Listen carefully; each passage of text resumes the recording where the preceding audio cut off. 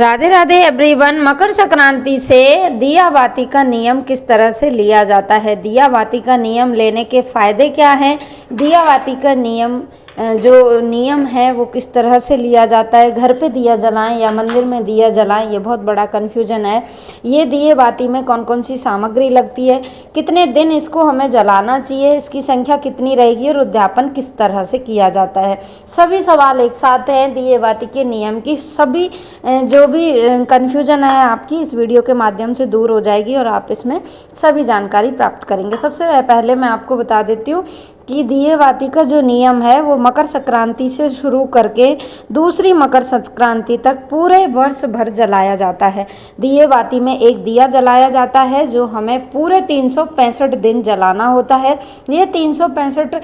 दिया हमें घर पे या मंदिर में जलाना चाहिए, यानी या तो आप जो नियम घर से स्टार्ट कर रहे हैं, लोगों के यानी कि मंदिर दूर है नहीं जा सकते तो आप वो घर पे जला सकते हैं, और नहीं तो आप अगर मंदिर जाने में आपको सुविधा है और मंदिर अगर जस्ट पास में है तो आप मंदिर में भी ये दिया जला सकते हैं। रोज़ शाम को ये दीपक जलता है, इसका एक ही समय निश्चित होता है, यानी कि 6:15 अगर आप जला रहे हैं तो आप 6:15 जलाइए, 7:15 या 7 पे आप जला रहे हैं तो 7:15 पे जलाइए, यानी कि इसका जो समय है वो पूरे साल एक ही समय रहेगा, एक ही दीपक रहेगा। जिस एक दीपक में आप ये दीपक जलाएंगे वो दीपक भी एक रहेगा, चाहे तो वो मंदिर में आप छोड़ दीजिएगा या फिर आप जिस घर पे अपने घर पे अगर वो दीपक जला रहे हैं तो आप घर पे भी वो ही दीपक रखना है, आपको दीपक चेंज नहीं करना है। ये दीपक आप मकर संक्रांति वाले दिन खरीद के लेके आइएगा और उसके बाद आपको वर्ष भर 365 बाती मिनिमम आपको जलानी है, उसके बाद इसका उद्यापन किया जाता है। ये दीपक जलाने का जो नियम है ये क्यों उठाया जाता है, इसका बेनिफिट ये है, इसके फ़ायदे बहुत हैं, क्योंकि अगर आप घर की दहली पे, मुख्य दहली पे ये दीपक अगर जलाते हैं पूरे साल तो आपके घर में माता लक्ष्मी की कृपा बनी रहेगी, और अगर आप मंदिर में आप जलाते हैं तो इससे आपकी जो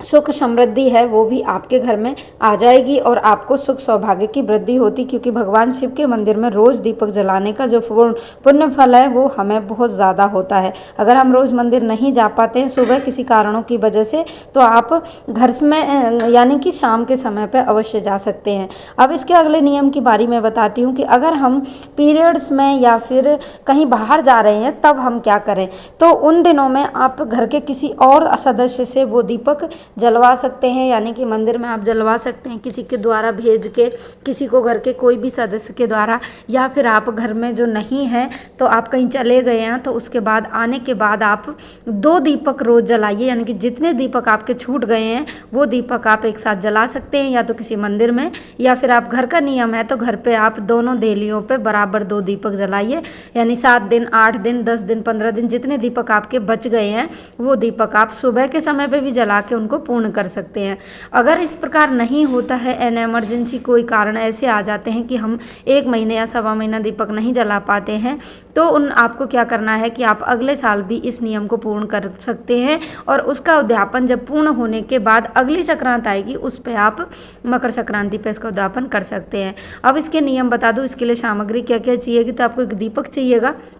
और आप घी का या तेल का, या तो आप तिली के तेल का जला रहे हैं या सरसों के तेल का जला रहे हैं या घी का जला रहे हैं, तो आप वो एक बार जब सुबह सवेरे आप सामग्री लेके आएँ मकर संक्रांति वाले दिन, तो उस दिन जिस दिन आप दीपक जलाएं उस दिन आपको गेहूं लेना है, यानी कि उसके नीचे गेहूं चावल का आसन आप दे दीजिएगा। जिस जगह पर आप दीपक जला रहे हैं उस दीपक की जगह को आप साफ़ करिए, उसके ऊपर स्वास्तिक बनाइए, थोड़ा सा आप उस पर गेहूँ या चावल रखिए और उसके ऊपर ये दीपक रखिए। दीपक की जो बाती है वो उत्तर या पूर्व की तरफ ही उसकी बाती का मुख होना चाहिए, दक्षिण पश्चिम की तरफ इसका मुख नहीं होना चाहिए। इस बात का विशेष ध्यान रखना, क्योंकि दक्षिण की तरफ पितरों के लिए ये दीपक जलाया जाता है। अगर हम देवताओं के लिए जो दीपक जलाते हैं उसका मुख उत्तर पूर्व की तरफ रखते हैं। तो ये आपका नियम हो गया, रोज़ शाम को आपको ये दीपक जलाना है। घर का कोई भी सदस्य आपका दीपक जला सकता है। आपको फर्स्ट दिन अपना नाम और गोत्र बोलते हुए आपको इस दीपक का संकल्प लेना है कि मैं वर्ष भर इस दीपक का संकल्प ले रहा हूँ, बिना छूटे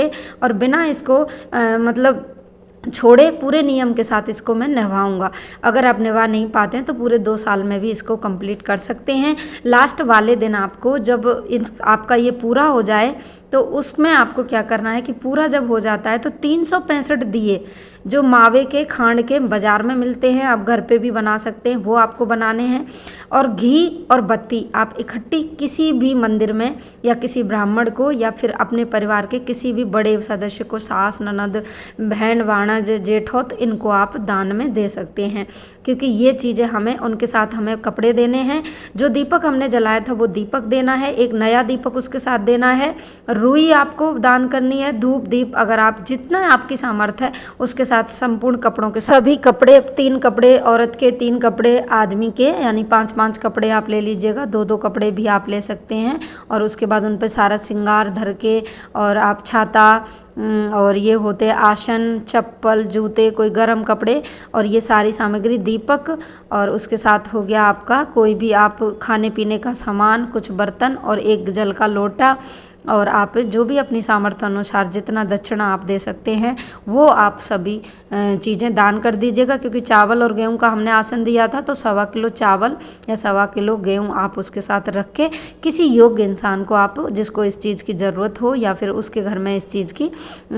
मतलब महत्वपूर्ण हो सामान, अगर वो यूज करे, उसी को आप ये चीज़ें दान करना। ये दीपक हमारे वर्ष भर पूरे साल के लिए हमारे घर में स्थायी लक्ष्मी का वास तो करता ही है, साथ में हमारे सभी दुखों का नाश करता है, क्योंकि मुख्य द्वार पे दीपक जलाना या फिर मंदिर में दीपक जलाना, ये दोनों ही हमारे जीवन के लिए भी अच्छे माने जाते हैं। ये कुछ पुण्य कार्य हैं जो हमें जीवन में एक बार जरूर करने चाहिए, जिससे हमारे घर में हमेशा बरकत बनी रहती है। दान धर्म दीपक का, घी का आप मंदिरों में अगर करते हैं तो आपके सभी ग्रह भी अच्छे हो जाते हैं। शुक्र ग्रह बहुत अच्छा होता है, जिससे कि रुई और घी अगर हम मंदिर में दान करते हैं तो हमारा शुक्र ग्रह भी बहुत ज़्यादा बलवान होता है और शुक्र ग्रह हमारे सुख शांति और लक्ष्मी का वास कराता है। तो आपको कैसी लगी वीडियो? ये थी संपूर्ण जानकारी। वीडियो अच्छी लगी हो तो लाइक, कमेंट, सब्सक्राइब, शेयर ज़रूर करें